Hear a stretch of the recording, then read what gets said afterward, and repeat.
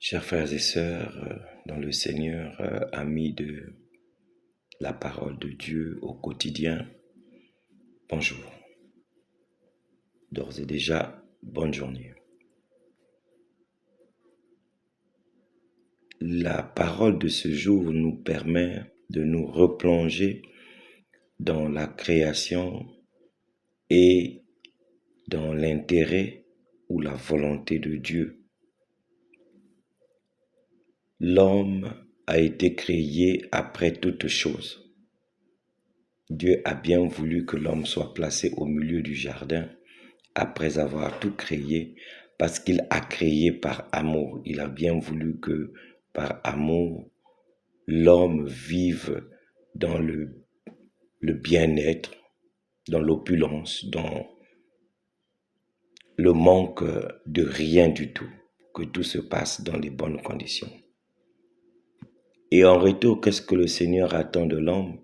En fait, le Seigneur attend de l'homme simplement qu'il le loue, qu'il lui rende grâce.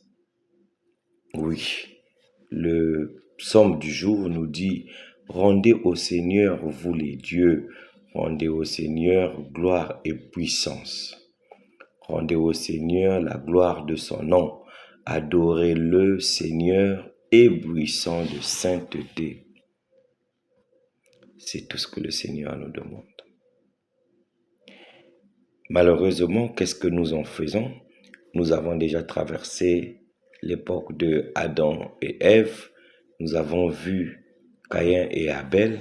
Nous savons ce qui s'est passé. Et nous sommes aujourd'hui à l'époque de Noé.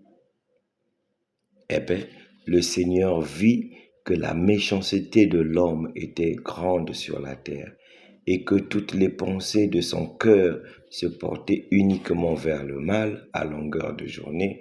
Le Seigneur s'est repenti d'avoir fait l'homme sur la terre. Il s'irrita en son cœur et il dit « Je vais effacer de la surface du sol les hommes que j'ai créés. » Et non seulement les hommes, mais aussi les bestiaux, les bestioles et les oiseaux du ciel. Une fois qu'il a constaté que ce que lui il a créé, ceux qui sont sur la terre ont péché et se sont détournés de sa voie, le bien qu'il a bien voulu poser sur cette terre n'a pas pu continuer dans l'esprit de sa création, alors Dieu décide de refaire le monde en quelque sorte. Que tout le monde périsse afin qu'il y ait une régénérescence, qu'il y ait de nouvelles personnes, qu'il y ait une nouvelle caste, des gens qui pourront l'adorer, le reconnaître comme Seigneur et Sauveur, le louer à longueur de journée comme il l'avait prévu au départ. C'est donc la période de Noé où il va faire tomber pendant 40 jours et 40 nuits la pluie afin que ce monde-là disparaisse, qu'un nouveau monde apparaisse.